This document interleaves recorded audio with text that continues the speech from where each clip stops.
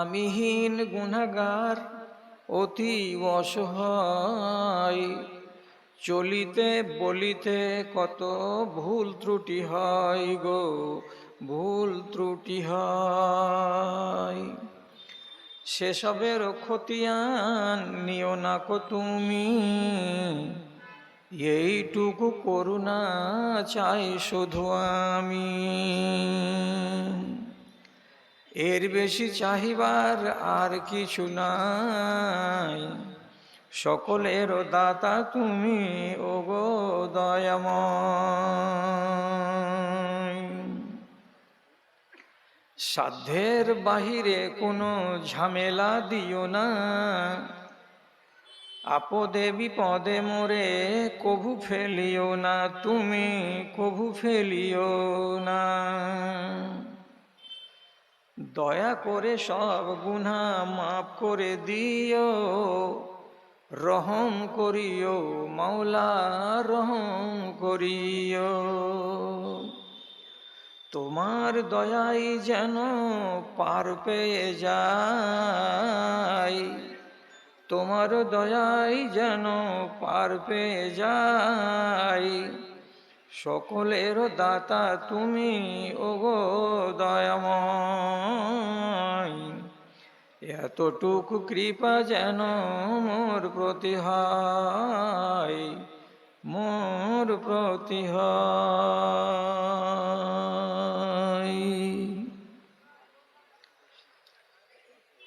শ্রদ্ধেয় সভাপতি সাহেব, সমবেত এই এলাকার বিভিন্ন প্রান্ত থেকে মাদ্রাসার এক গাদা ভালোবাসাকে বুকে নিয়ে ও ইমানি জজবাকে সাথে নিয়ে উপস্থিত ধনী গরিব, শিক্ষিত অশিক্ষিত, ছোট এবং বড় সকল শ্রেণীর আমার প্রাণের ভাই ও বন্ধুগণ, তথা মহিলা মহলে স্ক্রিনের সামনে বসে থাকা শত শত সংখ্যায় আমার স্নেহের এবং আদরের মা ও বোনেরা, রব্বুল আলামিনের শুকরগুজারি করি এবং তার সংক্ষিপ্ত স্তুতিবাদ গাহি যে আল্লাহ তাআলা কিছুদিনের ব্যবধানকে ঘুচিয়ে আবার আপনাদের সামনে এসে মুখোমুখি হয়ে একটুখানি কিছু বলার জন্য রব্বুল আলামিন সুমতি দিয়েছেন, সাহস দিয়েছেন, সামনে এসে বসে গেছি। ভাইরা আমার কথার দিকে খেয়াল করুন। আমি পাকা ফল, এর মানে আমি বয়স্ক, আমার মুখে হাসি ঠাট্টা ব্যঙ্গ বিদ্রুপ শোভা পাবে না। আর আপনি বছরের একটা দিন আজকে এসেছেন, যদি এই একটা দিন এসে আপনার নিয়ত থাকে যে আল কাপের মতন কথা কহে না, যদি আল কাপের গান শোনা মনে থাকে, তাহলে আমাদের কপাল পোড়া। একদিন শুনুন তো দুটা কাজের কথা শুনুন, যে কথাটি আমাকে অন্তত পক্ষে এইটুকু সাহায্য করবে যে আমার বিবেককে নাড়া দেবে, মাঝে মাঝে টোকা মারবে যে যেগুলো শুনলাম সেগুলো কথা কি আর আমি করে যাচ্ছি কি। তাহলে কাজের কথা শুনবেন যে কিছু কাজ আপনার হবে। এই উদ্দেশ্যে আপনার সামনে আমি পবিত্র কালাম মাজিদের মধ্য থেকে সূরা হাদিদের আয়াতের একটা অংশ পড়ে শোনালাম।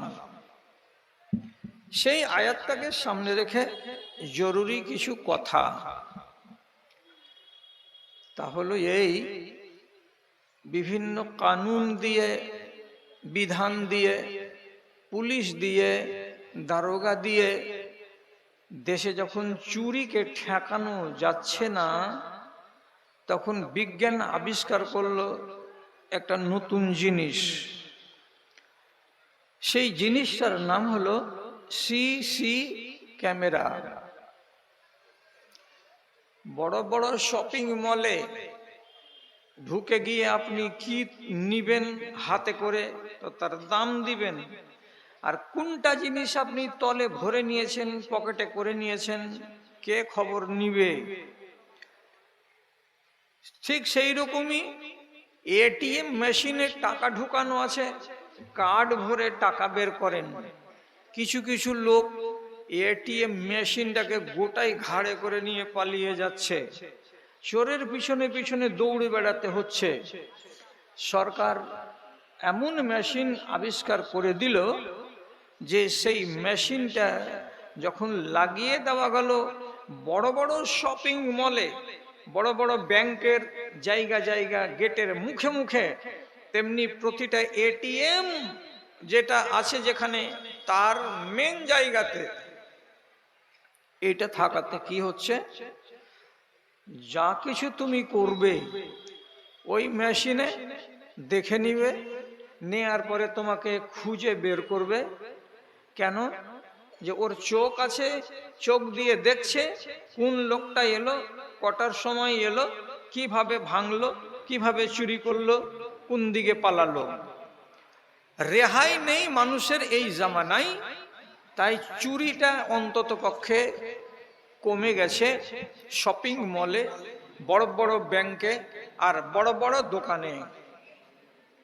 আজকে তো না হয় এই মেশিনটা এলো, কিন্তু 1450 বছর আগে আল্লাহ রাব্বুল আলামিন এই মেশিনের কথা আমাকে আগেই বলে দিয়েছেন। তিনি কি বলেছেন? আইনামা কুন আইনামা কুনতুম ওয়া হুয়া মাআকুম আইনামা কুনতুম। আল্লাহ রাব্বুল আলামিন তোমাদের সাথে রয়েছেন যেখানেই থাকো না কেন। বাথরুমে যদি থাকেন আল্লাহর সিসি ক্যামেরাতে ধরা আছে। কাউরি আমের বাগানে যদি থাকেন হারাম কাজ করার জন্য, আল্লাহ রাব্বুল আলামিনের সিসি ক্যামেরাতে ধরা আছে। যদি শীতকালে জানুয়ারি মাসে রাত্রি 4:30টার সময় মসজিদের ভিতরে থরথর করে কাঁপতে কাঁপতে ওখানে বসে নমাজে থাকেন, রব্বুল আলামিনের সিসি ক্যামেরাতে ধরা আছে। আল্লাহ তাআলা স্পষ্ট করে বলছেন, আইনামা কুনতুম, যেখানেই থাকো না কেন আল্লাহ রব্বুল আলামিনের ক্যামেরার সামনে তুমি আছো। সব দেখতে পাচ্ছেন আল্লাহ তাআলা। নবী মুসা এবং তার ভাই হারুনকে আল্লাহ তাআলা বললেন, ফেরাউনের মতো দাজ্জালের কাছে যেতে হবে পেগাম নিয়ে, আমার দাওয়াত নিয়ে যেতে হবে। তো এরা দুজনই তো জানে যে কত বড় জাল্লাদ। তো জাল্লাদের কথা মনে যখন আসছে তখন দুই ভাই ভয়ে ভীত হয়ে যাচ্ছেন এবং খানিকটা নিজেকে কমজোর মনে করছেন। আর মনে মনে বলতে চাইছেন আল্লাহ তাআলাকে, আল্লাহ এত বড় উশৃঙ্খল মানুষ, তার সামনে যাব, যদি উল্টে আমাদেরকে জাপটিয়ে ধরে নেই বা ওর মিলিটারিদেরকে দিয়ে আমাদেরকে মেরে দেয়, আমাদের জীবন নাশ করে দেয়, আর কিছু করে দেয়, তো খুব ভয় লাগছে রব্বুল আলামিন ওর কাছে যেতে। তো আল্লাহ রাব্বুল আলামিন সান্ত্বনা দিয়ে বলছেন নবী মুসাকে এবং ওর ভাইকে, কি বলছেন? লা তাখাফা ইন্নানি মাআকুমা আসমাউ ওয়া আরা। ভয় করতে হবে না, চিন্তা করতে হবে না, মনে সাহস নিয়ে দুই ভাই এগিয়ে যাও ফেরাউনের দরবারে।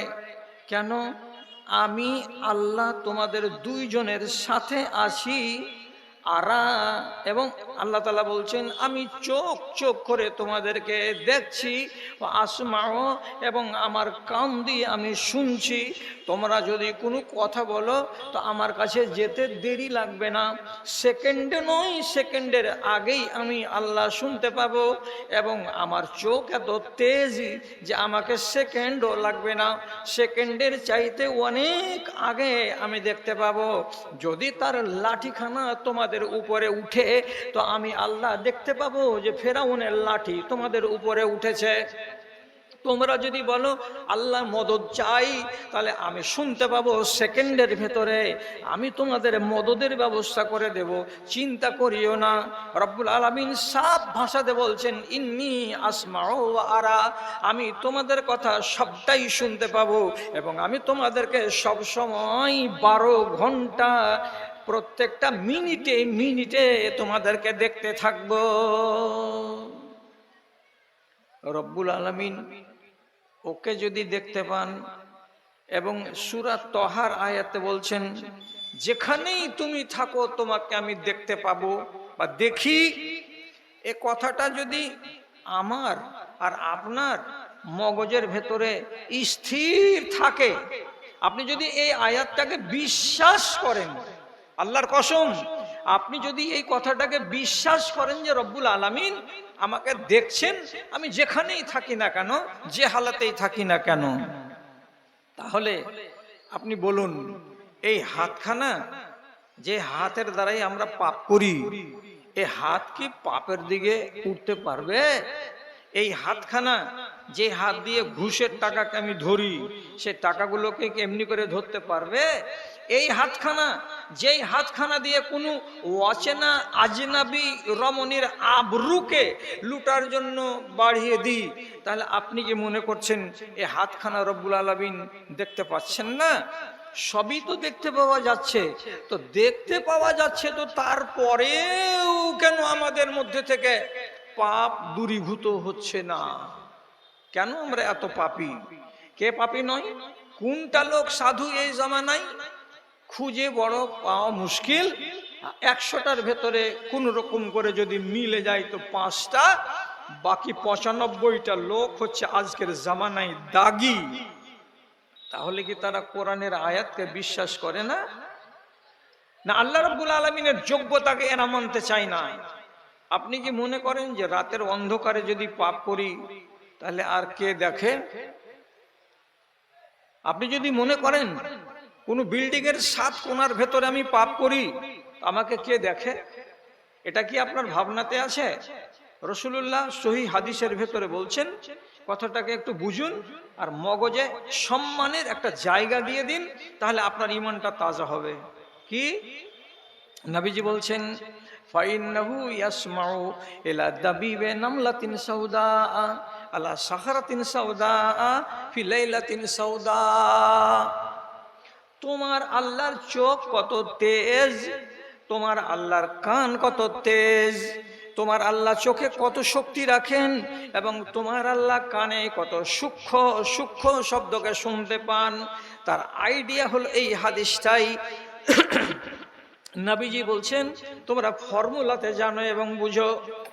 একটি কালো পাহাড়, এক কালো পাহাড়, 2 নম্বর, সেই কালো পাহাড়ের উপরে একটা কালো পিপিলিকা, 2, 3 নম্বর, একটা ঘুটঘুটে অন্ধকার 25 তারিখের 30 তারিখের রাত। কটা অন্ধকার? 3। ঘুটঘুটে অন্ধকার রাত। সেই ঘুটঘুটে অন্ধকার রাতে একটা কালো পাহাড়, তো 2 কালো। 2 কালোর মধ্যে আরেকটা কালো কি?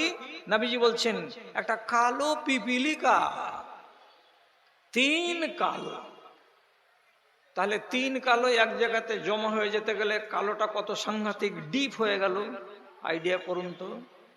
তারপরে রাসূলুল্লাহ বলছেন, এই রকম ঘোর অন্ধকারে ওই কালো পিপিলিকাটা কালো পাথরের উপরে কালো ঘুটঘুটে অন্ধকার রাতে পাগুলো উঠিয়ে উঠিয়ে যে হাঁটে বা চলে, তো তার পায়ের তলায় একটা পিপিলিকার পায়ের যেটা আওয়াজ তৈরি হয়, সেটা কম্পিউটারে ধরতে পারবে কিনা জানি না, কিন্তু রব্বুল আলামিনের নবী বলছেন, আল্লাহ রব্বুল আলামিন কোটি কোটি মাইল দূরে আরশে আজিম থেকে একটা পিপিলিকা ডানে যায় না বামে যায়, আগে যায় না পিছে যায়, উত্তরে যায় না দক্ষিণে যায়, তিনি সব নিরীক্ষণ করেন এবং তার পায়ের তলার আওয়াজগুলোকে পর্যন্ত আমার আল্লাহ রাব্বুল আলামিন সব শুনতে পান।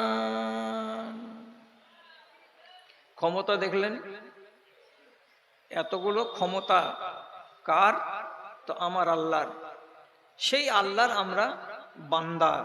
কেমন বান্দা? কেমন কেমন তো বুঝুন। আরেকটা হাদিস বলছি, রাসূলুল্লাহ বলছেন, ইন্নাল্লাহা ইউতিল মালা লিমান ইউহিব্বুহু ওয়া লিমান লা ইউহিব্বুহু। পৃথিবীতে আল্লাহ রাব্বুল আলামিন যাকে পছন্দ করেন তাকে ধনমাল দেন, যাকে অপছন্দ করেন তাকেও ধনমাল দেন। বুঝবেন কথা? যাকে আল্লাহ তাআলা পছন্দ করেন তাকে ধনমাল দেন, যাকে অপছন্দ করেন তাকেও ধনমাল দেন। আপনাকে জবাব দিতেই হবে, একদম পরিষ্কার বলছি, জবাব দিতেই হবে। রব্বুল আলামিনকে এক আল্লাহ বলে মানে না, তারা আল্লাহর পছন্দের লোক? তারা কি আল্লাহর পছন্দের লোক? না। যারা আল্লাহ রাব্বুল আলামিনকে ওয়াহদাহু লা শারীক বলে মানে, তারা আল্লাহর পছন্দের লোক।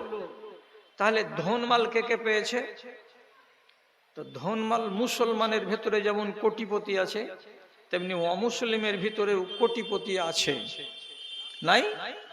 আদানি ভারতবর্ষের সবচাইতে বড় ধনী, কোটিপতি। এর টাকার কতটা কি আছে না আছে আপনি আর আমি গুনে দিতে পারবো না। আম্বানি, এরা কত টাকার মালিক আমরা গুনে দিতে পারবো না। তো তাহলে আপনি কি মনে মনে বলছেন আল্লাহর এরা প্রিয় বান্দা, এই জন্য তো আল্লাহ তাআলা ধন দিয়েছেন? তো নবীজি কি বলছেন? যাকে আমি ভালোবাসি তাকেও ধন দিই, যাকে আমি পছন্দ করি না, ভালোবাসি না, তাকেও আমি ধন দিই। তাহলে কে দিয়ে বুঝবো যে আল্লাহ কে তোমার কাছে প্রিয় আর কে তোমার কাছে প্রিয় নয়? তখন নবীজি তারপরের হাদিসে বলছেন কি, ওয়ালাকিন্নাল্লাহ ইউতিল ঈমানা লিমান ইউহিব্বুহু। তবে আল্লাহ রাব্বুল আলামিন যাকে ঈমান দান করেছেন, যে মানুষটাকে রাব্বুল আলামিন ঈমানের সম্পত্তি তার বুকের ভেতরে দিয়েছেন, এই মানুষটাকে পছন্দ করেছেন বলেই তাকে ঈমান দিয়েছেন। পছন্দ না করলে তাকে ঈমান দিতেন না। তাহলে পছন্দ যাকে করেছেন সেই লোকটা ঈমান পেয়েছে। তাহলে আল্লাহর পছন্দের তালিকায় আছে কারা? ঈমানদারেরা। এর ভেতরে ধনী হোক আর গরিব হোক, ঈমানদার হতে গেলে তারা আল্লাহর পছন্দের তালিকায়।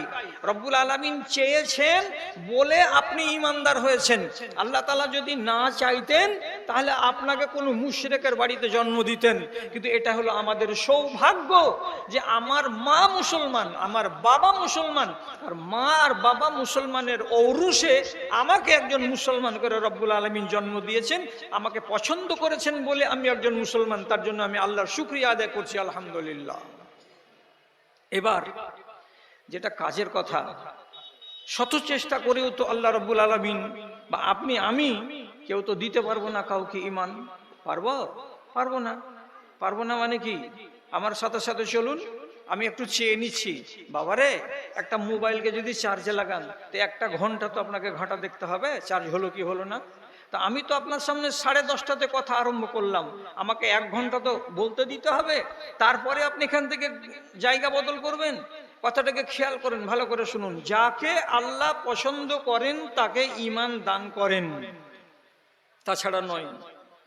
আঙুলে হিসাব করুন চট করে, আমি তাড়াতাড়ি করছি, অনেকটি কথা বলতে হবে। নবীজির বয়স 6 বছর, তখন থেকে নিয়ে দায়িত্ব নিয়ে নিলেন চাচা, তার নাম আবু তালেব। রাসূলুল্লাহ যখন নবুয়াত পেলেন, তো নবুয়াত পাওয়ার 7ম বছরে, 7ম বছর মানে কি, রাসূলুল্লাহর বয়স টোটাল যেদিন 47 বছর হলো, এর মানে হলো যে 41 বছর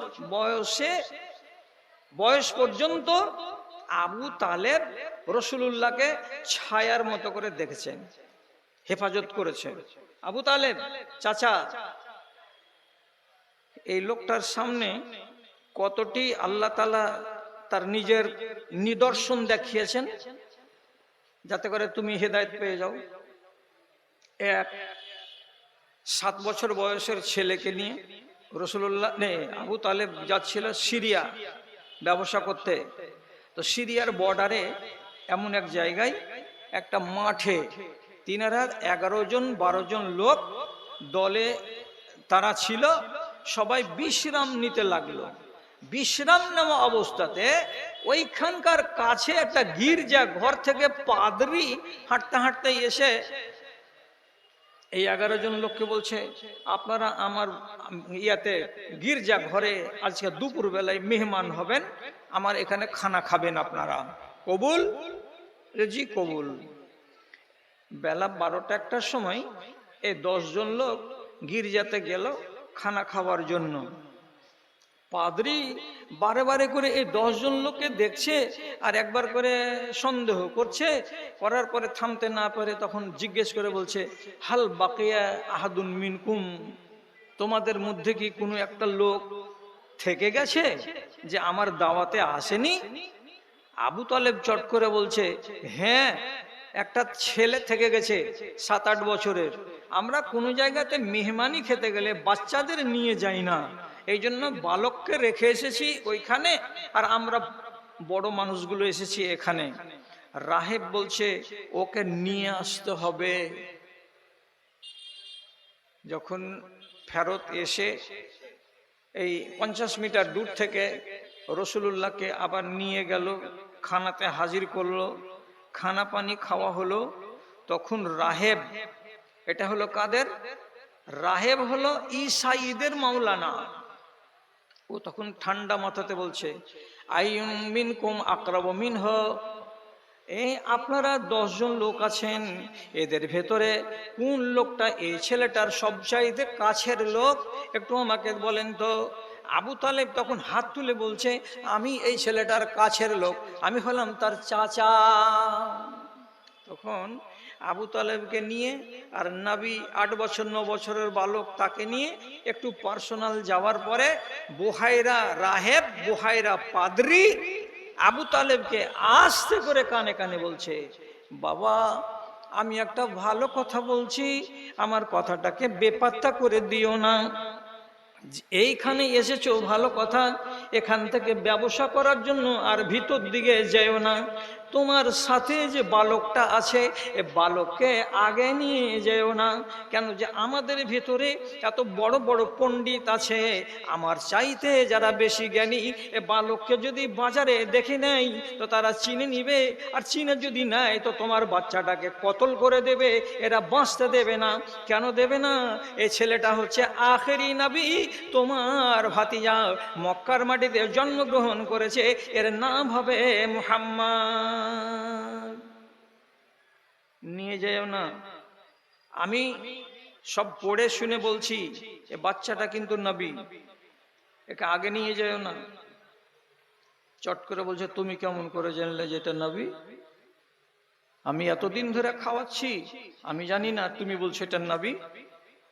তো একটা বেদিন মানুষ বলছে, তোমরা যখন আমাদের সীমানায় পা রাখলে, আমি বেলা 10টা-11টার সময় গির্জা থেকে বাইরে এসে যদি দেখছি তো যতটি গাছ আছে এই ময়দানে, যতগুলো বড় বড় পাহাড় আছে এই ময়দানে, যত ছোট ছোট আশেপাশে ঝুপড়ি এবং বিল্ডিং আছে এই ময়দানে, সবগুলো গাছকে মিনিট খানিকের জন্য মাটিতে উবুড় হয়ে সেজদায় পড়তে দেখেছি, আর তারপরে তারা সেজদা থেকে উঠে আবার সোজা হয়ে গেছে। আমি আমার নিজের চোখে দেখেছি।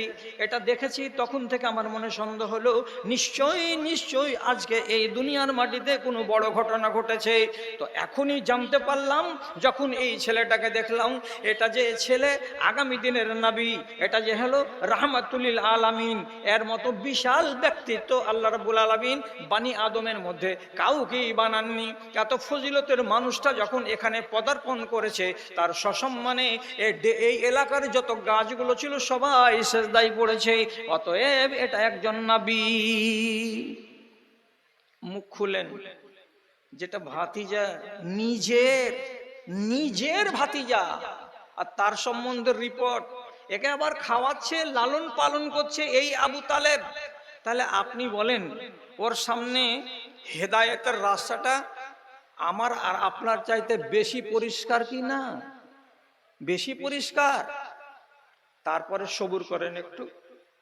ছেলে বড় হলো, বড় হওয়ার পর, এটা খুব বেশি দিন নয়, অল্প দিন, অর্থাৎ রাসূলুল্লাহ এখন শৈশবেই আছেন, আর তখন পর্যন্ত আব্দুল মুত্তালিব বেঁচে। তার মানে এই ঘটনাটার 1-1.5 বছর আগেকার আর একটা ঘটনা। সেটা কি? মক্কাতে কাহাতশালি, পানি নাই, মাঠঘাট শুকিয়ে গেছে, বৃষ্টি নেই, অনাবৃষ্টিতে মানুষ মরছে, ত্রাহি ত্রাহি করছে। সব লোক এসে কাবার যিনি হচ্ছেন খাদেম, তার নাম আব্দুল মুত্তালিব, এটা নবীজির দাদা, এটা নবীজির দাদা, ইনি হচ্ছেন খাদেম কাবার। তো কাবার খাদেমকে এসে গোটা গ্রামের লোক বলছে, আব্দুল মুত্তালিব তুমি কাবার খাদেম, তুমি কাবার মালিককে বলো দেশ শুকিয়ে গেল, পানি নাজিল না করতে গেলে সব মরে শেষ হয়ে যাবে। আব্দুল মুত্তালিব একদিন কাবার কাছে গিয়ে আল্লাহ তাআলাকে ডাকলেন, পানি হলো না। আর একদিন ডাকলেন, পানি হলো না। তিসরা দিনের দিন নিজের ছেলে আবু তালেবকে বলছে, আবু তালেব, জি আব্বা, এ করো তো, বাড়ি যাও, যে মুহাম্মদকে কোলে তুলে নিয়ে এসো। মুহাম্মদ তখন 6 বছর জুটেনি, অন্য মতে 6 বছর জুটে গেছে, 7 বছর বয়স তখন। নিয়ে এসো মুহাম্মদকে। মুহাম্মদকে নিয়ে আসা হলো। তারপরে কি হলো? দাদার কাছে যখন নিয়ে আসলো, দাদা যে আদর করে মুহাব্বতের সাথে আমার নবীকে, যেমন কোল পাঁজা করে আমরা ছোট বাচ্চাকে উঠাই, তেমনি কোল পাঁজা করে নিজের পোতাকে কোলে উঠিয়ে নিয়ে এইরকম করে কাবার দেয়ালের কাছে উঠিয়ে ধরে, রাসূলুল্লাহর উপরে তার বিশ্বাস কত ছিল, আল্লাহু আকবার, কাবার গায়ে ঠেকিয়ে ঠেকিয়ে, কাবার চাদরে লাগিয়ে লাগিয়ে আল্লাহ তাআলাকে ডেকে ডেকে বলছেন, হে আসমানের মালিক, হে জমিনের মালিক, হে কাবার মালিক, আমরা এই ছেলেটার ওয়াসিলাতে তোমার কাছে পানি চাইছি। আমরা গুনাহগার মানুষ, আমাদের উপরে যদি তোমার দয়া না হয়, তাহলে এই নাবালক, এই কচি বাচ্চাটার উপরে যদি তোমার দয়া হয়, তো এর তুফাইলে তুমি আমাদেরকে পানি দাও। সে কথাটা, এটা কার কবিতা লেখা? তো আবু তালেব কবিতাগুলো নিজেই বানিয়েছে। আবিয়াজুন ইউস্তাসকাল গামামু বিওয়াজহিহি সেমালুল ইয়াতামা ওয়া ইসমাতুল আরামিলি, লম্বা চৌড়া কবিতা আছে। সে কবিতাগুলো বলছে কে? তো আবু তালেব। এটা কে? বালকটা কেমন? তো যেই বালকটাকে পেশ করে আমরা আরবের লোক আল্লাহর কাছে পানি চাইতাম।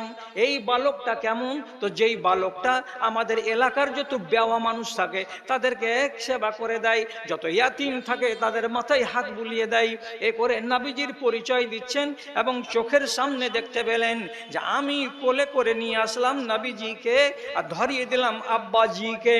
আমার আব্বা আব্দুল মুত্তালিব আমার ভাতিজাকে এক ঘাড়ে করে নিয়ে, কোলে করে নিয়ে কাবার দেয়ালে লাগিয়ে লাগিয়ে আল্লাহ রাব্বুল আলামিনের কাছে পানি চাইলেন।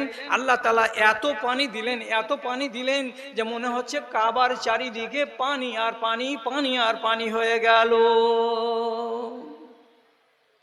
ছেলেটা যেদিন এলো, পানি সেদিন হলো। আর এ ছেলের গুণ গাইছে কে? তো ঘুরে ফিরে আবু তালেব। আর সে কথাগুলো বুখারীর রিওয়ায়াতে বর্ণনাতে পাওয়া যাচ্ছে। তো এতগুলো কথা জানার পরে এবার ছোট্ট করে প্রশ্ন, আবু তালেব হিদায়েত পাক, তার জন্য তার সামনে কি রাস্তা পরিষ্কার হয়নি? আর কি রাস্তা চাই? সবই কিছু হলো। 41 বছর ধরে বাচ্চাটাকে লালন পালন করলো, আর করার পরে মরবার টাইমখানে ফের রাসূলুল্লাহ যে বলছেন, চাচা আপনার স্ত্রী ফাতেমাকে আমি মা বলি, আমার চাচি সে আমার মা, আমার কথা শুনে ঈমান এনে নিয়েছে, আর আপনি আমার চাচা, আপনি এখন পর্যন্ত ঈমান আনলেন না। আমার দুঃখে বুকটা ভর্তি হয়ে আছে। আপনি মরবার টাইমে আল্লাহকে একটু মেনে নেন না। বিদায় যাওয়ার কাল, বড় বড় নেতা কয়টা বসে আছে ডানে আর বামে, ইচ্ছা হচ্ছে যে একবার বলে দিবে, কিন্তু ডানে বামে মুশরিকদের নেতাদের যখন দেখছে আর ওরা বলছে, মরবার কালে তুমি যদি নিজের বাপ দাদার দিনকে ছেড়ে দাও, তাহলে তোমার কলঙ্কের ইতিহাস দুনিয়াতে জাগ্রত হয়ে থাকবে যে তুমি কাপুরুষের বাচ্চা, তুমি আব্দুল মুত্তালিবের বাচ্চা নও। তখন ঘাবড়ে যাচ্ছে, ঈমান আনছে না। রাসূলুল্লাহ ফ্যাসিলিটি দিয়ে বলছেন, আপনি যদি একবার বলেন লা ইলাহা ইল্লাল্লাহ মুহাম্মাদুর রাসূলুল্লাহ, নেই ওই দিকটা নেই, শুধু এইটুকু লা ইলাহা ইল্লাল্লাহ আপনি শুধু বলুন একবার, কোনো মাবুদ নেই, একমাত্র আল্লাহ। আপনি যদি নিজের ভাতিজাকে নাবি বলার মতো ক্ষমতা না পান, এদিকখানিকে রেখে দেন, আপনি শুধু বলুন লা ইলাহা ইল্লাল্লাহ ওয়া হাজ্জু বিহি ইনদা রাব্বি, কিয়ামতের দিন আমি আমার আল্লাহর সঙ্গে তর্ক শুরু করে দেব। হে পরওয়ারদিগার, আমার চাচা ঈমান কবুল করেছে, ঈমান কবুল করার পরে নামাজ পড়ার টাইম পায়নি। আমার চাচা তোমাকে বিশ্বাস করেছে, কিন্তু বিশ্বাস করার পরে সে রোজা রাখার সময় পায়নি। অতএব আমার চাচাকে তোমাকে জান্নাত দিতে হবে। আমি নিজে বলছি আল্লাহ, আমি আল্লাহর সঙ্গে তর্ক করব। আপনি ঈমান আনেন? শেষ পর্যন্ত ঈমান আনলো না, বিনা ঈমানে মরে গেল। তাহলে লোকটা যে মরে গেল মুশরিক হয়ে, তো রসুলের মনটা কি খুশি হলো? বাইরে বসেছিলেন, গালে হাত দিয়ে ঝিম ধরা হয়ে আল্লাহ তাআলা আসমান থেকে জিবরিলকে পাঠালেন একটা আয়াত দিয়ে। আর তাতে কি বললেন? ইন্নাকা লা তাহদি মান আহবাবতা ওয়ালাকিন্নাল্লাহা ইয়াহদি মান ইয়াশাউ ওয়া হুয়া আলামু বিল মুহতাদিন। হে নবী, আপনি যাকে পছন্দ করেন আর আমি ওকে পছন্দ করি না। হে নবী, আপনি যাকে পছন্দ করেন আমি আল্লাহ তাকে ভালোবাসি না, পছন্দ করি না, তাকে আপনি জীবনে কোনোদিন হেদায়েত দিতে পারবেন না। আর আমি যাকে পছন্দ করি পৃথিবীর কোনো মানুষ তাকে আটকাতে পারবে না। তার অন্তরে ঈমান যাবেই যাবে। যাকে ভালোবাসি তাকে ঈমান দেবই দেব। অতএব যারা ঈমানদার তারা আল্লাহর প্রিয় বান্দা। ঈমান পেয়েছেন। এখন দ্বিতীয় কথা, আপনি একাই বসে আছেন বলছেন, তো আপনার কাছে দুটো জিনিস আছে, একটা আপনার দেহ আর একটা আপনার দেহের ভেতরে লুকিয়ে আছে আত্মা, এর নাম হলো রূহ। রূহ যখন একা থাকবে তখন ওর নাম হলো রূহ, আর যখন দেহের ভেতরে ঢুকে যাবে তখন ওর নাম হবে নাফস। ওর নাম হবে নাফস। রূহ থাকে কোথায়? কয়েকটা কথা জরুরি শিখে নেন। আপনি দুটা জিনিসকে নিয়ে আছেন, একটা দেহ আর একটা আপনার ভিতরে লুকিয়ে আছে কি? রূহ কিংবা নাফস। রূহ থাকে কোথায়? আকাশের উপরে। থাকার বাসনটার নাম কি? ইল্লিয়িন। ওখানে মানুষের রূহ থাকে। একটাও রূহ নাপাক নয়। সবটি কথা মুখস্থ রাখেন, একটাও রূহ নাপাক নয়। সমস্ত রূহ আল্লাহ রাব্বুল আলামিন ইল্লিয়িনের ভিতরে বাসনে করে রেখেছেন পাক, সব পাক, সব পাক রূহ। আচ্ছা, রূহ একাই। আপনার দেহ পড়ে আসে কোথায়? মাটিতে। মাটি থেকে দেহ উৎপন্ন হবে, সেই দেহের ভেতরে রূহকে জুড়ে দেওয়া হবে। এরা দুজন একবার এক জায়গাতে হবে। কখন হবে? শিখে রাখুন, কখন হবে? মায়ের পেটে যেদিন 120 দিন বয়স হবে, মায়ের পেটে যেদিন বাচ্চাটার বয়স 120 দিন হবে, সেদিন এটা হবে 300 গ্রাম ওজনের একটা মাংসপিণ্ড। এই মাংসপিণ্ডটা যখন 340-এ 120 দিন হবে, সেই দিন আল্লাহ তাআলা আসমানের উপরে ইল্লিয়িন থেকে একটা রূহকে দিয়ে এক ফেরেশতাকে বলবেন, যাও বাসুদেবপুর গ্রামের পূর্ব পাড়ায় বাবুরের গাছের তলায় ওই কুঁড়ে ঘরের ভেতরে পূব দিকের কামরায় একটা মহিলা শুয়ে আছে, ওর পেটের ভেতরে এ রূহটা রেখে দিয়ে চলে এসো। রূহটা যেমনি রেখে দিল পেটের ভেতরে, এবার 121 দিন থেকে শুরু হয়ে গেল ওই পিণ্ডটার নড়াচড়া। তাহলে দুটো জিনিস জমা হয়ে গেছে, কে কে? দেহ এবং রূহ। কতদিন বয়সে? 120 দিন বয়সে। এবার দুজন এক হলো, খুশি হয়ে গেল, হিলানোড়া করে 10 মাস পরে এবার দুনিয়াতে এলো। আল্লাহ তাআলা বলছেন, তোমরা দুজন মিলে জুলে থাকো, তোমরা দুজন মিলে জুলে থাকো। আর সব থেকে যেটা বড় কথা তা হলো এই, আমি যেখান থেকে রূহটা তোমার কাছে পাঠিয়েছি ওই রূহটা একদিন ফেরত নিব, আর যেখান থেকে তোমার দেহটা এসেছে ওইখানে তোমার দেহটাকে ফেরত করে দেব। তোমাদের দুইজনকে চিরকালের জন্য দুনিয়াতে থাকতে দেব না। জি, যখন 65 বছর বয়স হয়ে যাবে, 70 বছর বয়স হয়ে যাবে, তখন দেহটা আলাদা, রুহটা আপনার দেহ থেকে আলাদা হয়ে যাবে। আল্লাহ তাআলা বলছেন, তুমি আমাকে আমি যেমন জিনিস দিয়েছি ওই রকম জিনিস ফিরিয়ে দাও। তুমি যদি আমার দেওয়া জিনিসটাকে সুন্দর করে অক্ষত পাক করে আমাকে ফিরিয়ে দাও, তাহলে তোমার তকদির ভালো আছে। আর তুমি যদি আমার দেওয়া জিনিসটাকে দাগদার করে দাও, ময়লা লাগিয়ে দাও, আঁচড় লাগিয়ে দাও, দিয়ে আমাকে ফেরত দাও, আমি ওই জিনিস ফেরত নেব না। ওই জিনিস আমার নয়। ফাটা পুরানা এবং আঁচড় লাগা, দাগ ধাব্বা লাগা জিনিস আমি তোমাকে দিইনি, ওই জিনিস আমি তোমার কাছে ফিরিয়ে নেব না। যেমন দিয়েছি তেমন আমাকে ফিরিয়ে দিতে হবে। এবার আপনার ভিতরে যে নফসটা আছে, নফসটাকে আপনাকে পাক রাখতে হবে। কি দিয়ে পাক রাখবো আর কি দিয়ে নাপাক হবে? যদি আপনি আল্লাহ রাব্বুল আলামিনের না বাচক কোনো একটা কাজ করেন, রাজবাড়ি পেয়ে গেছে একবারে, চুপ কর।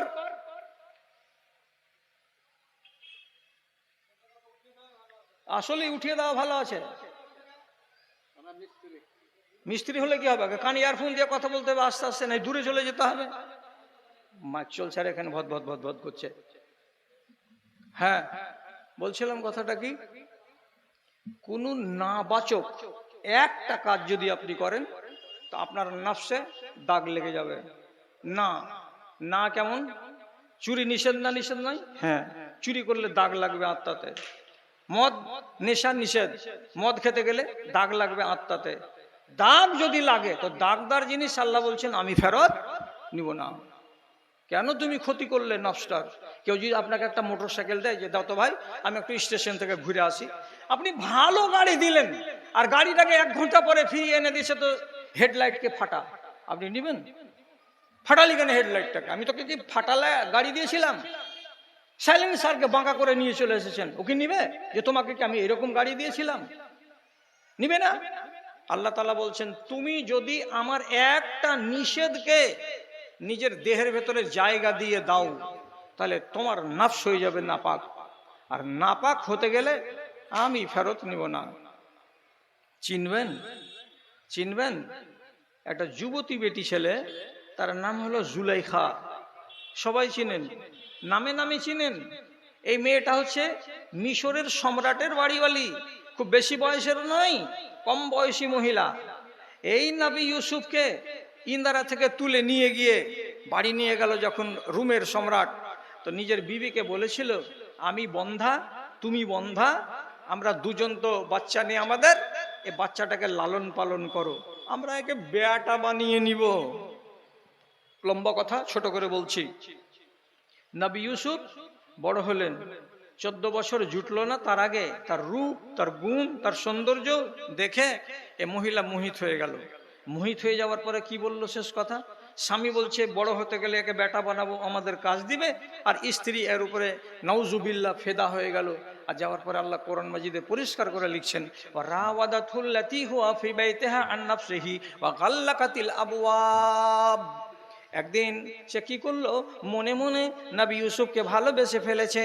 আর ভালোবাসা শুধু নয়, সে শারীরিক সম্পর্ক কায়েম করতে চাইলো।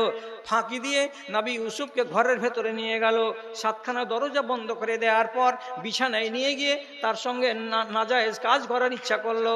আল্লাহর কুদরতে নবী ইউসুফ আলাইহিস সালাতু ওয়াস সালাম চোখের সামনে এমন কারিশমা দেখতে পেল যে তিনি মন্দ কাজে আর পা বাড়ালেন না। ওখান থেকে দরজা থেকে বেরিয়ে দৌড় লাগিয়ে বাড়ি থেকে বেরিয়ে চলে আসলেন বাইরের দিকে। জুলাইখা এবার বলছে, শিকারি হাত ছাড়া হয়ে গেল রে, ঘরের ভেতরে পেয়ে গেছিলাম, হাত থেকে ফসকে গেল। আর এই ফসকে যাওয়া কথাটার পরে পরে তখন আবার কি বলছে, লম্বা চওড়া কথার ভেতরে একটা ছোট কথা, সেটা হলো এই, ফাইন লাম ইয়াফআল মা আমরহু লা ইউসজানান্না ওয়া লা ইয়াকুনান মিনাস সাগিরিন। থও নাজি কি আমি যেটা বলছি, এটা যদি এই ছেলেটা না করে তো তাহলে তাকে লাঞ্ছিত হতে হবে এবং জেলের ভাত খেতে হবে। আমি কে? আমি রানী? নবী ইউসুফ পরিষ্কার করে বলছে, জেলের ভাত খাওয়া আমার ভালো, তোমার কথা শোনা ভালো নয়। জেল চলে গেলেন, 9 বছর জেল খাটলেন।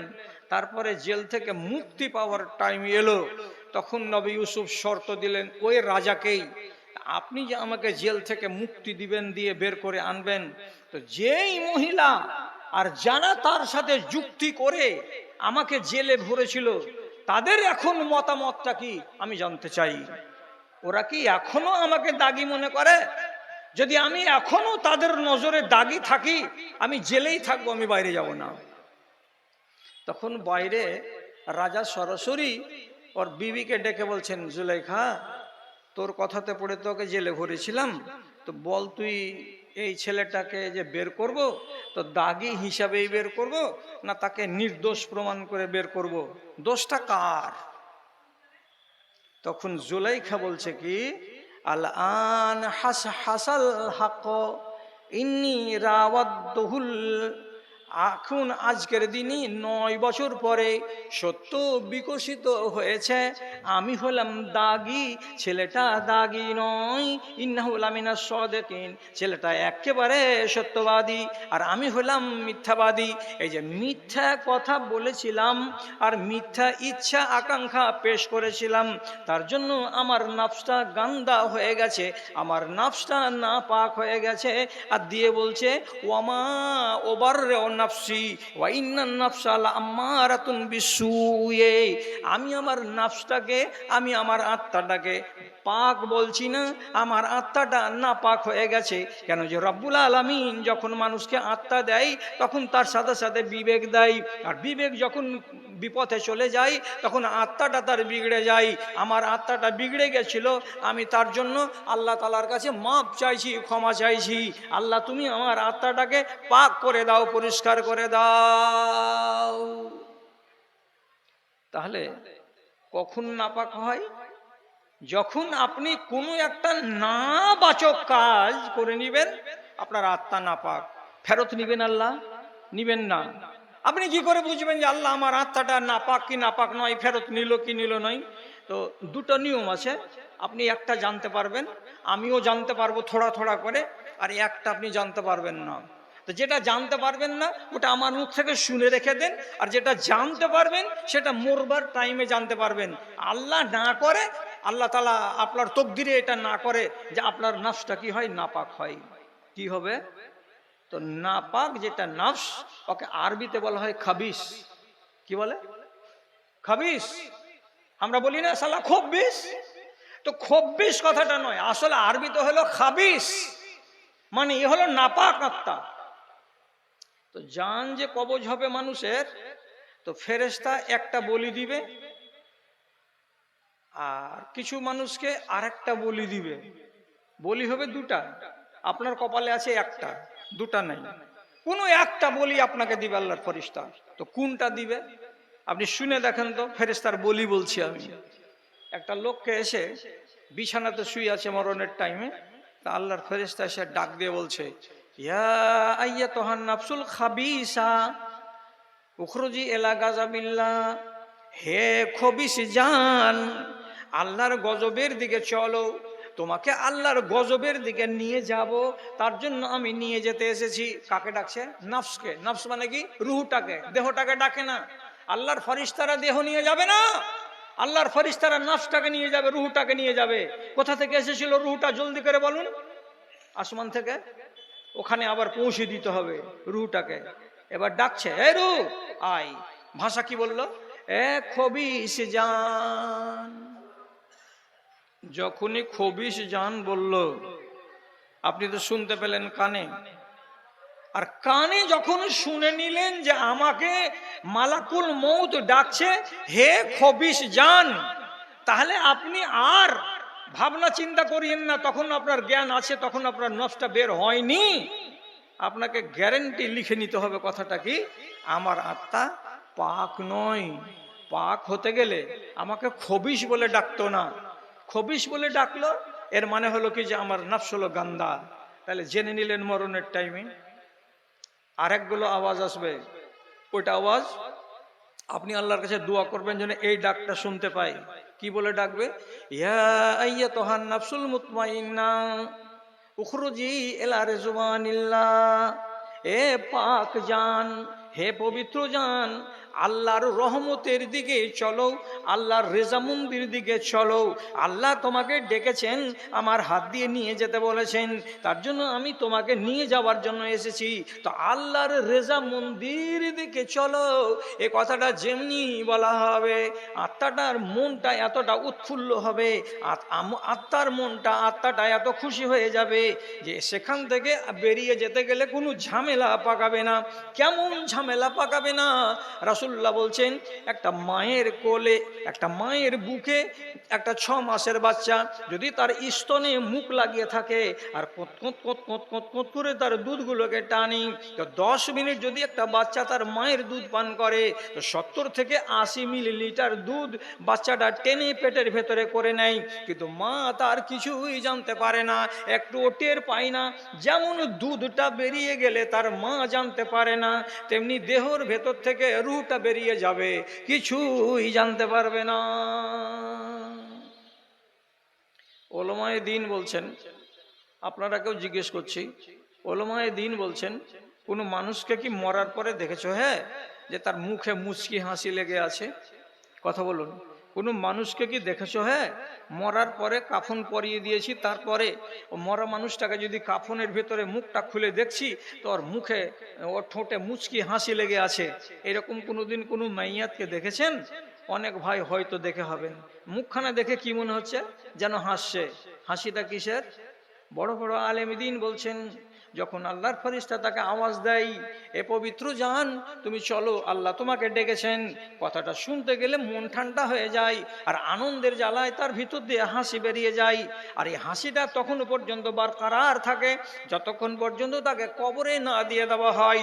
এজন্য অনেকগুলো মানুষকে দেখবেন মরে যাওয়ার পরে তার চেহারাতে স্মিত হাসি আছে, ঠোঁট দুটোর দিকে তাকাবেন তো মনে হবে মুচকি হাসি দিচ্ছে। আর মানেটা হলো এই, এর রূহটা হলো পাক। এই রূহ দ্বিতীয় কিস্তিতে জানা যাবে কখন? যখন ফেরেশতা হাতে করে নিবে তখন। তো হাতে করে নিয়ে হাদিসে লেখা আছে চাদরে সাদা কাপড়ে বেড় দিয়ে রূহটাকে নিয়ে যাবে যেখান থেকে এসেছিল সেখানে। এবার উপর দিকে যাওয়ার পালা, চলে গেল প্রথম আকাশে। আকাশে যাওয়ার পরে এই ফেরেশতাগুলো আসমানের ফেরেশতাকে বলবে দরজা খুলে দাও, আমরা এই রূহকে উপরে নিয়ে যাব, যেটা রূহের থাকার জায়গা সেখানে পৌঁছে দেব। ওটা জায়গার নাম হলো ইল্লিয়িন। হাদিস বলছে যেগুলো খবিশ আত্মা, সেই আত্মাগুলো থেকে দুর্গন্ধ ছড়াবে কান্নাতানিল জিফাতে, মরা কুকুরের যেমন দুর্গন্ধ ছড়ায় ওই রকম দুর্গন্ধ ছড়াবে। তখন ফেরেশতারা বলবে এটা কার রূহ নিয়ে এসেছেন? এত দুর্গন্ধ ছড়াচ্ছে, আকাশের চারি পানে যেন দুর্গন্ধ আর দুর্গন্ধ, বিকট দুর্গন্ধ, থাকা যায় না। বলবে এটা কুমেদপুরের দক্ষিণ দিকে বাসুদেবপুর গ্রামের অমুক লোকের রূহ নিয়ে এসেছি। ফেরেশতারা বলবে লা ইউজানো, অনুমতি দেওয়া হবে না, উপরে নিয়ে যেতে দেওয়া হবে না, এত নাপাক রূহ আল্লাহ তাআলা জমা নিবেন না। আগেই বলে দিয়েছেন, কেন? যে রূহটাকে এই মানুষটা গান্দা করে দিয়েছে, এটা খবিশ করে দিয়েছে, খবিশ রূহ আল্লাহ তাআলা জমা নিবেন না। তো কি হবে? কি হবে? হাদিসে লেখা আছে ইয়াতরাহু, ফেরেশতারা সাথে সাথে রূহটাকে ছেড়ে দেবে আর হাতে রাখবে না। ওইখান থেকে হাজার হাজার মাইল, কিলোমিটার দূর থেকে, কোটি কোটি মাইল দূর থেকে ওই ফেরেশতারা যখন রূহটাকে ছেড়ে দেবে তখন সেখান থেকে নিচু দিকে পড়তে শুরু করবে। কত দূরে এসে পড়বে? 7টা ভাগ জমিনের তলায় একটা জায়গা আছে, তার নাম হলো সিজ্জিন। তার নাম হলো সিজ্জিন। সিজ্জিনে এসে আছাড় খেয়ে পড়বে, আর আছাড় খেয়ে পড়ার পরে সেইখানে কতরাবে। আর এই জায়গাটাতে যতগুলো রূহ রাখা আছে এগুলো কার? তো যত নাপাক মানুষ আছে তাদের রূহগুলো রাখা আছে, এদের তকদির হলো খারাপ। তাহলে আল্লাহ রাব্বুল আলামিন পাক রূহ দিয়েছেন, পাক রুহটা আপনার কাছ থেকে ফিরিয়ে নেবেন। এখন বেয়াদবি করব না, ছোট করে শুধু জিজ্ঞেস করছি, আপনি কি আল্লাহর কোনো এক একটা হারাম কাজকে স্থায়ীভাবে নিজের মধ্যে জিইয়ে রেখেছেন, বাঁচিয়ে রেখেছেন? কোনো একটা হারাম কাজ যদি বলেন নেশাগ্রস্ত হয়ে আছি, যতদিন নেশা না ছাড়বেন আপনার আত্মাতে পোকা লেগেই থাকবে। নেশা হারাম, আল্লাহর নিষেধ, নিষেধ থেকে মুক্ত হতে হবে। সোজা সোজা কথা বলছি। আপনি কি আর কোন রকমের ব্যাধিতে আক্রান্ত আছেন? কাউরি মাল হারাম হজম করে রেখেছেন, বেঈমানি করে রেখেছেন, যতদিন পর্যন্ত ওই মাল তার মালিকের কাছে আপনি ফিরিয়ে না দেবেন, আপনার আত্মাটা ততদিন পর্যন্ত নাপাক হয়েই আছে। আর এই হালাতে যদি মরে যান, তাহলে এই রূহ আল্লাহ রাব্বুল আলামিন বলছেন, যাকে তুমি নষ্ট করে দেবে, নষ্ট জিনিস আমি হরগিজ আল্লাহ তোমার কাছ থেকে ফেরত নিব না। আমি ভালো দিয়েছি, আমাকে তুমি ভালো দাও। জি, আচ্ছা আপনি বলুন, একটা মানুষ যদি জীবন ফাঁসি দিয়ে মরে যায়, বিষ খেয়ে মরে যায়, তো আল্লাহ তাআলা কি বলেছেন যে তুমি বিষ খেয়ে মরো? নিষেধ করেছেন, বিষ খেয়ে মরা চলবে না। যদি কোনো মানুষ বিষ খেয়ে মরে, তাহলে রব্বুল আলামিনের পক্ষ থেকে ফায়সালা কি আছে? তোমার দেহটার সাথে আমার কোনো আর ভালো সলুক, ভালো ব্যবহার হবে না। পাহাড় থেকে যদি ঝাঁপ দিয়ে মরো, আমি নিষেধ করেছি, তোমার রুহকে বের করার জন্য আমি ফারিস্তা রেখেছি, ওরা সময় হবে তো তোমার কাছ থেকে বের করে নিয়ে আসবে। তুমি বেশি দাদাগিরি করে পাহাড় থেকে ঝাঁপ দিয়ে নিজের জীবনটাকে মারলে কেন? কিয়ামতের দিন ওই পাহাড় থেকে পড়তেই থাকবে, পড়তেই থাকবে, বারে বারে যেতেই থাকবে আর পড়তেই থাকবে। কিয়ামত হয়ে যাওয়ার পর হাজার হাজার হাজার হাজার বছর ধরে ওটাই সাজা তার চলবে। জিজ্ঞেস করবে, আল্লাহ তুমি এমন করে ওকে পাহাড় থেকে ফেলছো কেন?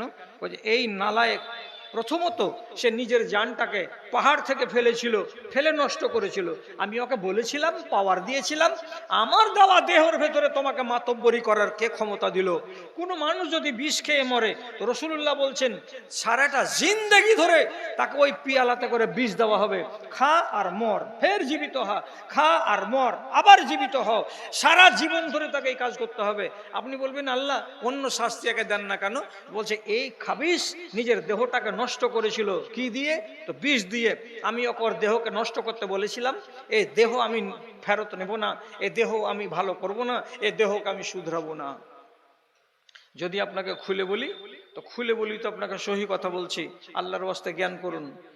দুজন সাহাবী মদিনাতে বাস করছেন, বাড়ি হলো ইয়ামান দেশে।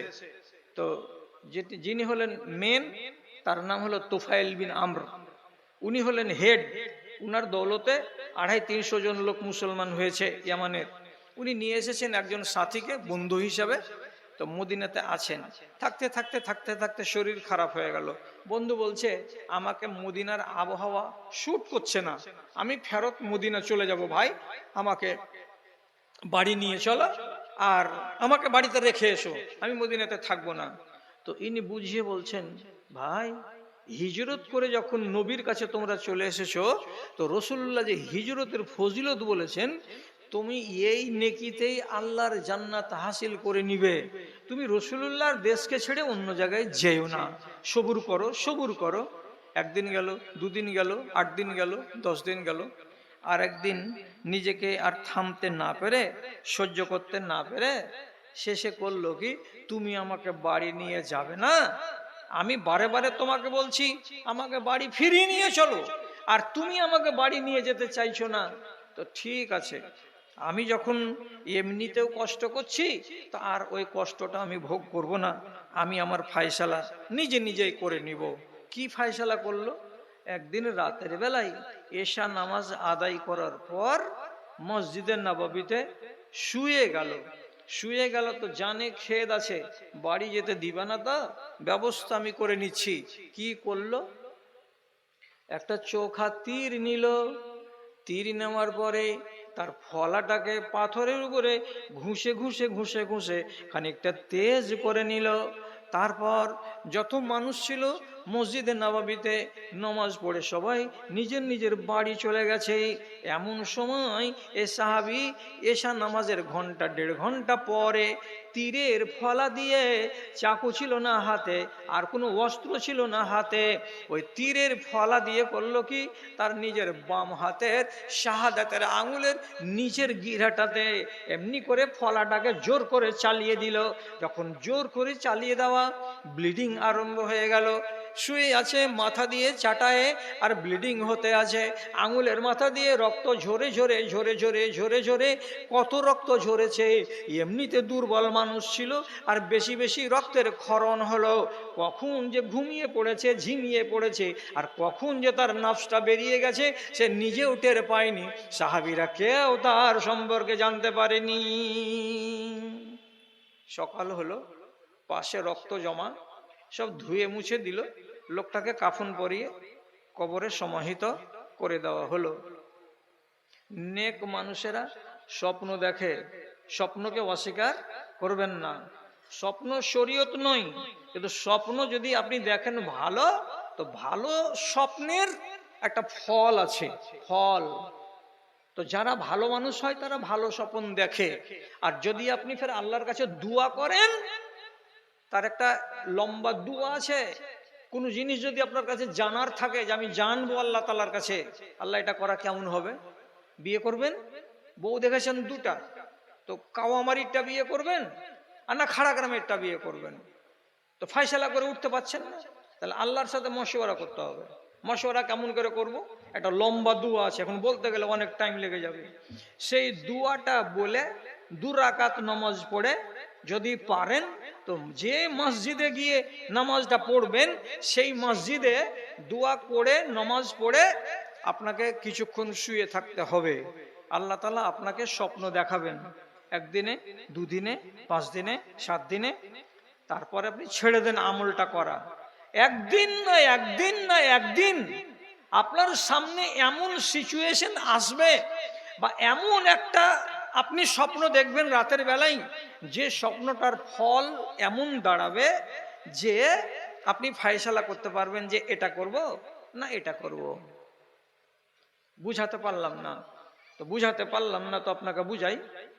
1975 সালে আমরা 9 জন তালবি ইলম আলেম পরীক্ষা দিলাম ললিয়াবাড়ি সিনিয়র মাদ্রাসা থেকে, 8 জন। 1 মাস পরে আমাদের এক সাথী, উনি কবরবাসী হয়ে গেছেন, আল্লাহ ওনাকে জান্নাত দিন। তো তিনি আমাদের ওস্তাদ মৌলানা আব্দুল জলিল দেওবন্দি, রাজারামচক মহাকালবনার উনি আলেম ছিলেন, বড় জাদরেল। উনাকে যে বলছেন, ওস্তাদ জি রাত্রে একটা স্বপন দেখেছি, তো স্বপনটা কি ফল হবে বুঝতে পারি না। কিরে? তো বলছে আমরা 8 জন সাথী পাহাড়ে আছি, তো পাহাড় থেকে ফল পাচ্ছি, কেউ ফল।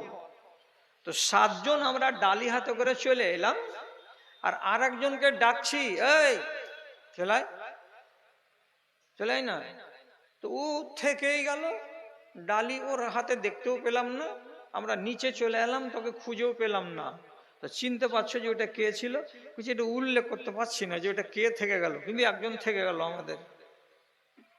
মৌলানা আব্দুল জলিল বড় কাবেল আলেম ছিলেন। উনি তখন বলছেন, তোরা 8 জন ছেলে পরীক্ষা দিয়েছিস, তোরা 7 জন পাস করবি আর তোদের একটা সাথী ফেল করবে। জ্ঞান কত তাজা তো আপনি দেখেন। 3 মাস পরে রেজাল্ট এলো, তো আমাদেরই একজন সাথী ছিলেন কাটাহার গোবিন্দপুর দিয়ারের, ও বেচারি ফেল, আর আমরা 7 জন লোক পাস। তাহলে স্বপ্নের দাম আছে, স্বপ্নের দাম আছে। হযরত উসমান নিজে বলছেন, আমার বাড়ির চারিদিককে ঘিরে রেখেছে, 40 দিন হয়ে গেল, নিচে নামতে দেয় না, আতো তাইরা আমাকে মারবে বলে।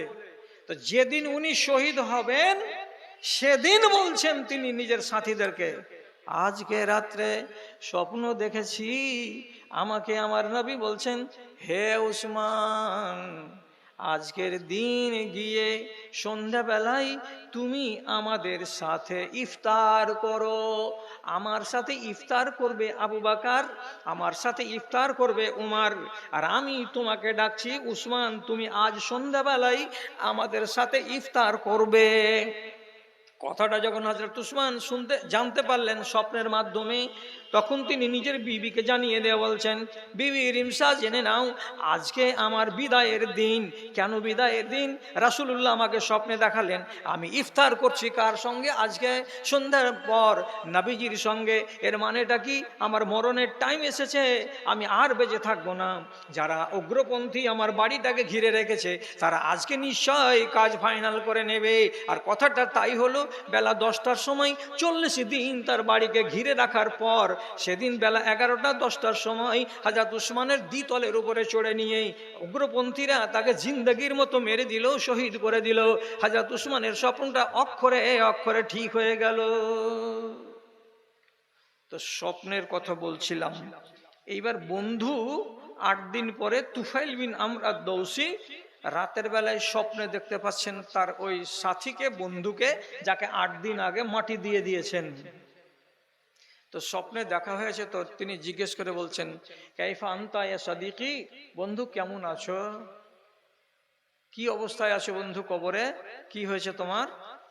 তো বন্ধু তাকে জবাব দিয়ে বলছে, গাফারানি রব্বি লিহিজরাতি ইলা নবিয়হি, আল্লাহ রাব্বুল আলামিন আমাকে মাফ করে দিয়েছেন। কিসের জন্য? এই জন্য যে আমি আমার বাড়ি ঘর বাল বাচ্চাকে ত্যাগ করে দিয়ে তার নবীর দিকে আমি আকৃষ্ট হয়ে আমি হিজরত করে চলে এসেছি মদিনায়। তো হিজরতের সওয়াব এত বেশি, এত বেশি যে আমি যে আত্মহত্যা করে মরেছি, তো আমার আত্মহত্যাকে আল্লাহ রাব্বুল আলামিন ক্ষমা করে দিয়েছেন। আমি ভালো আছি রে ভাই। তাহলে আত্মহত্যার গুনাহকে আল্লাহ রাব্বুল আলামিন তার মাফ করে দিয়েছেন, আর তিনি সুখে আছেন কোথায়? তো কবরের ভেতরে। এবার এই সাথী বলছেন কি, রাইতো ইয়াদাহু মুগাত্তিয়াতান বিসাউবিন, রাসূলুল্লাহ আমি দেখছি আমার বন্ধুকে রাতের বেলায় স্বপ্নে এইরকম ভালো আছি বলছে, কিন্তু তার বাম হাতখানা দেখা যাচ্ছে এখানে কাপড় পেঁচানো আছে, যেমন হাতে ব্যান্ডেজ করা থাকে ঠিক সেই রকমই কাপড় ব্যান্ডেজ করা আছে। আমি আমার বন্ধুকে জিজ্ঞেস করে বললাম, বন্ধুরে তোমার বাম হাতখানা ব্যান্ডেজ কেন করা আছে, এখানে কাপড় কেন পেঁচানো আছে, এটা বুঝতে পারি না। তখন আমার বন্ধু আমাকে জবাব দিয়ে বলছেন, কি লা ইন্নি লা আসলাহু মা আফসাদতাহু বিয়াদি, আমাকে আমার আল্লাহ বলেছেন। কে বলছেন? কবরের লোকটা বলছেন তার বন্ধুকে, আমাকে আমার আল্লাহ বলেছেন, এ আমার বান্দা, আমার সুন্দর দান করা দেহখানাকে তুমি যে মাতব্বরি করে ছুরি চালিয়ে কেটে দিয়েছো, যেটাকে তুমি নষ্ট করবে তুমি নিজের হাতে দায়ী হবে, ওটাকে আমি জীবনে ভালো করব না। কেন যে আমি তোমাকে ভালো আঙুল দিয়েছিলাম, ভালো আঙুল তোমার কাছে ফেরত নেব। তুমি যে আঙুলটাকে কেটে দিয়ে নষ্ট করেছো, তোমার নষ্ট করা আঙুলটাকে আমি কোনোদিন ভালো করব না, ওটা কাটা তো কাটাই থাকবে। তার জন্য আমার আঙুলের উপরে ব্যান্ডেজ লাগানো আছে। আল্লাহু আকবার। রাসূলুল্লাহর কাছে খবর দিলেন, আল্লাহ পাকের রাসূল, আমার বন্ধুর বাম হাতে ব্যান্ডেজ লাগানো আছে। তো কেন লাগানো আছে তা আপনি তো বুঝতেই পাচ্ছেন, আঙুলটাকে কেটে দিয়েছিল, আর আঙুলকে কেটে দিয়ে রক্তাক্ত করে নিজের জানটাকে হত্যা করেছিল।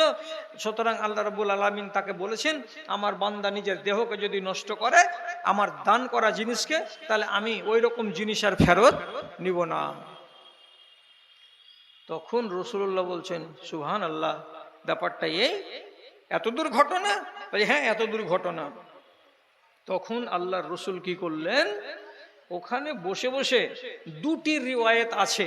একটি রিওয়ায়েত ওযু করে এলেন, এসে তিনি একাই, অর্থাৎ আল্লাহর রাসূল নিজে একাই হাতটাকে তুললেন, আর তোলার পরে আল্লাহ তাআলার কাছে দোয়া করে বলছেন, আল্লাহুম্মা গফির লাহু ওয়া লিয়াদাইহি, হে রব্বুল আলামিন, তুফাইলের বন্ধুকে তুমি মাফ করে দাও।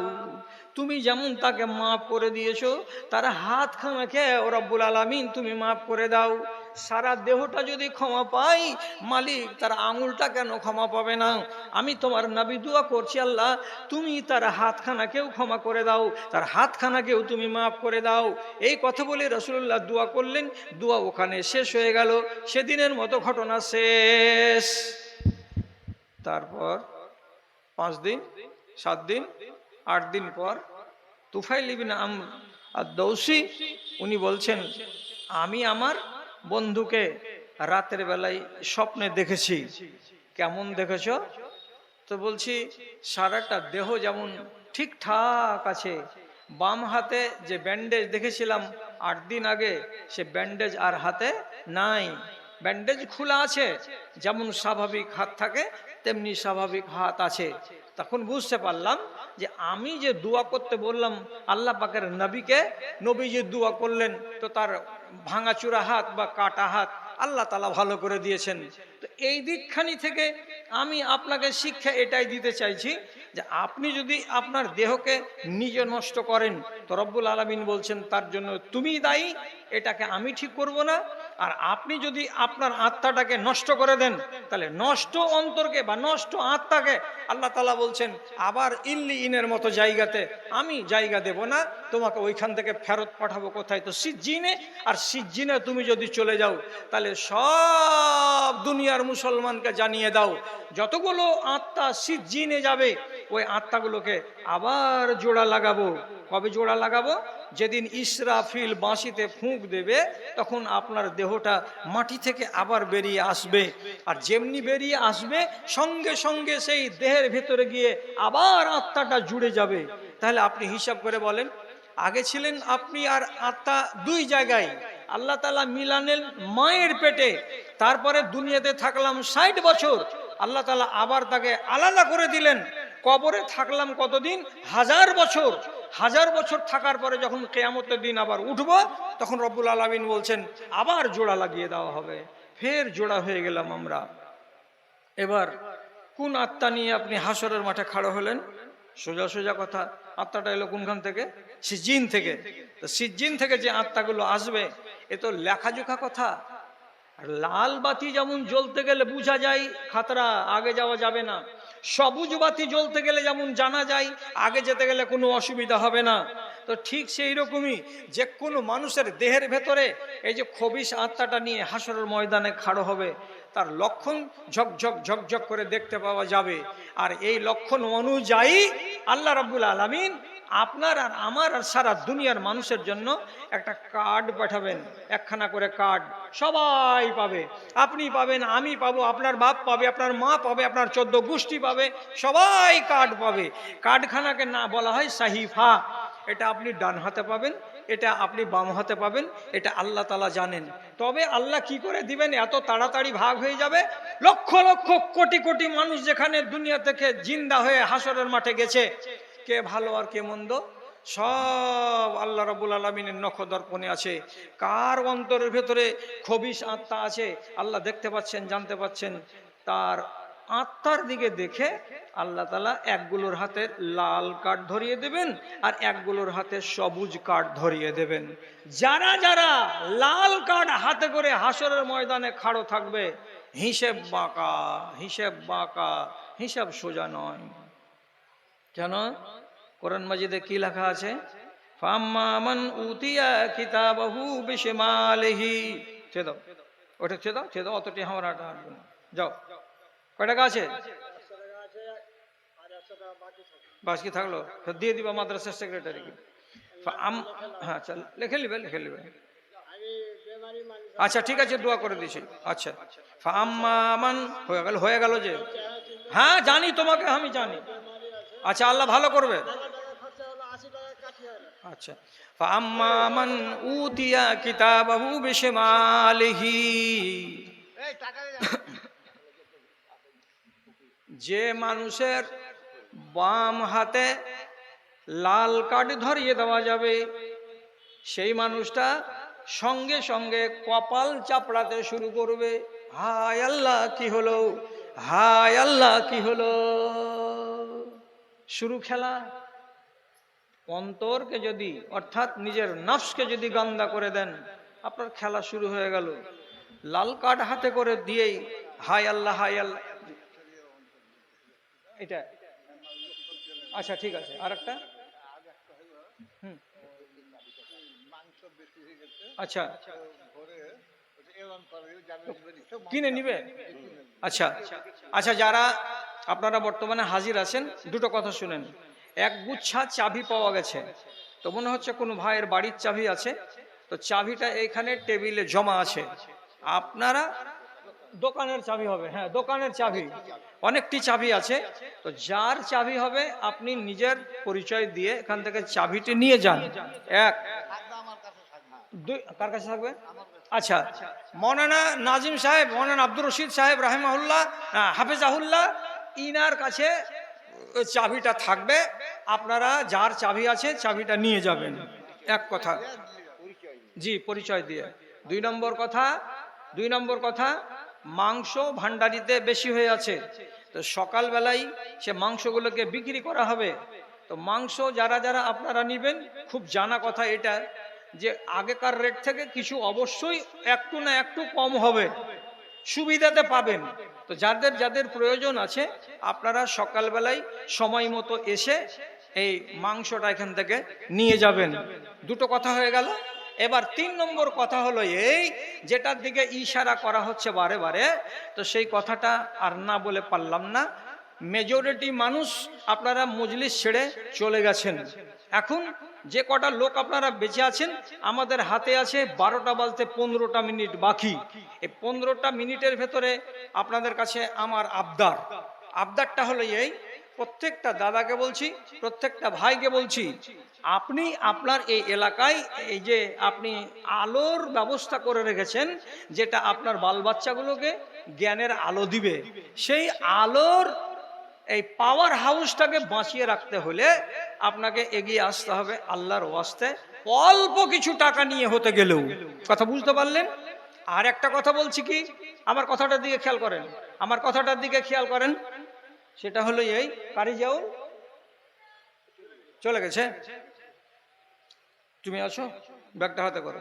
বলছি 17 বছর ধরে আইয়ুব নবী অসুস্থ হয়ে পড়ে থেকে শুধু দোয়া করলেন আল্লাহর কাছে, কি একটা, রব্বে আন্নি মাসানিয়া জুর্র ও আনতা আরহামুর রাহিমিন। তো দোয়া করে উনি রোগ থেকে মুক্ত হয়ে গেলেন। তো আপনাদেরকে বলছি, মানুষের কাছে রোগ আছে হাদিস অনুযায়ী 35টা, আসেন তাড়াতাড়ি করে নিয়ে আসেন। তো 35টা রোগের জন্য দোয়া আছে 8টা। তো যেটা রোগ আপনাকে হয়েছে সেই রোগের দোয়া আপনি বলবেন, আর দিয়ে আল্লাহ তাআলার কাছে ওষুধ খাবেন, আর দোয়া বলে আল্লাহ তাআলার কাছে রোগ থেকে মুক্তি চাইবেন। তার আছে এটা 20,000। আলহামদুলিল্লাহ, ভাই আমার 20,000 টাকা দিয়েছেন, মাশাআল্লাহ। দোয়া করবো একসাথে, আর 2-4টা দুয়ে লিয়ে হাতে করে। তো নানা রকম রোগ ব্যাধি আর রোগ মুক্তির দোয়া কিতাবখানা 70 পাতার, 20টা টাকা 2 কাপ চা দিয়ে তাড়াতাড়ি একখানা নিয়ে নেন। যাতরে ওদিকে যে ওটা থাক, ক্যামেরাটা থাক, আমি দেখে নিচ্ছি কে এটা দিয়েছেন। আমার এক ভাই, উনি 2000 টাকা। তো এরকম আর কেউ আছেন বিদায় হয়ে যাওয়ার কালে? আর কোনো ভাই যদি থাকেন 100 করে, তো 100 করে যেটা পারবেন সেটাই দেন। আর ওই যে বললাম যে টাকাটাকে ভারী মনে করিয়েন না, রোগ মুক্তির 7-8খানি দোয়া, একটা দোয়া মুখস্থ করে আল্লাহ তাআলাকে বলেন, আল্লাহ আমাকে এই রোগ হয়েছে, তুমি আমাকে মুক্তি দাও, নিয়ে যান একখানা, তোমার আদেশে দিন চলে যায়। একজনকে এটা ভাই 1000 টাকা দিয়েছেন। আল্লাহুম্মা সাল্লি আলাই, আল্লাহুম্মা বারিক আলাই, আল্লাহুম্মা আইয়িদহু বিল ইলমি ওয়াল হিলমি ওয়া যায়্যিনহু বিল ঈমানি ওয়াত তাকওয়া ওয়া লা তুরজু বিল ফিতানি ইয়া রাব্বাল আলামিন, আমিন আমিন। আরেকজন ভাই আমার 100 টাকা দান, আরেকজন আমার ভাই 100 টাকা। আল্লাহুম্মা সাল্লি আলাই, আল্লাহুম্মা বারিক আলাইহি। পরওয়ারদিগার আলম, তোমার এক বান্দা এখানে 20,000 টাকা দান করেছে, আই আল্লাহ তুমি তার রুজি রুটিতে বরকত দাও, আই আল্লাহ তার আহল ওয়ালকে সুখে রাখো, শান্তিতে রাখো। যারা যারা কবরবাসী হয়ে গেছে পরওয়ারদিগার আলম, তাদের কবরে, তাদের রূহকে মুনাওয়ার, কবরকে মুনাওয়ার করে দাও। আই আল্লাহ তাদের যদি কোনো ভুল ত্রুটি হয়ে থাকে, আল্লাহ তুমি তাদের ভুল ত্রুটিগুলোকে দারগুজার করে দাও। রব্বানা তাকাব্বাল মিন্না ইন্নাকা আনতাস সামিউল আলিম, আমিন আমিন বিরহমাতিকা ইয়া আরহামার রাহিমিন। আরেকজন আমার ভাই এখানে আসিয়া 200-500 টাকা দান দিল তোমার লাগিয়া, ওহি আল্লাহ দয়াময় মেহের করিবে, দানকারী দানকে তুমি কবুল করিবে। তাদের কেউ যদি থেকে থাকে কবরেতে, তরে আনিবে তুমি রিজের রহমতে। রব্বানা তাকাব্বাল মিন্না ইন্নাকা আনতাস সামিউল আলিম, আমিন আমিন বিরহমাতিকা ইয়া আরহামার রাহিমিন। এই শফিক সাহেবের আহলিয়া, তার মানে নাজিম সাহেবের এটা ছেলে। শফিক সাহেবের আহলিয়া মানে ওনার স্ত্রী, তার মা বাবা মারা গেছে, তার জন্য এখানে চাঁদির একটা গয়না মাদ্রাসাতে দান পাঠিয়েছে। আল্লাহুম্মা আগফিরলাহুমা ওয়ারহামহুমা আল্লাহুম্মা আইয়িদহুমা বিল ইলমি ওয়াল হিলমি ওয়া যায়্যিনহুমা বিল ঈমানি ওয়াত তাকওয়া ওয়া লা তুআরিজহুমা বিল ফিতানি ইয়া রাব্বাল আলামিন আমিন বিরহমাতিকা ইয়া আরহামার রাহিমিন। আমার আরেকজন ভাই দিয়েছেন 500 টাকা দান, কবুল করো পাক সুবহান। আরেকজন দিয়েছেন আমার ভাই 100 টাকা, আল্লাহ তুমি তার প্রতি হয়ে যাও সকা। তাহলে দেখো সত্য কথা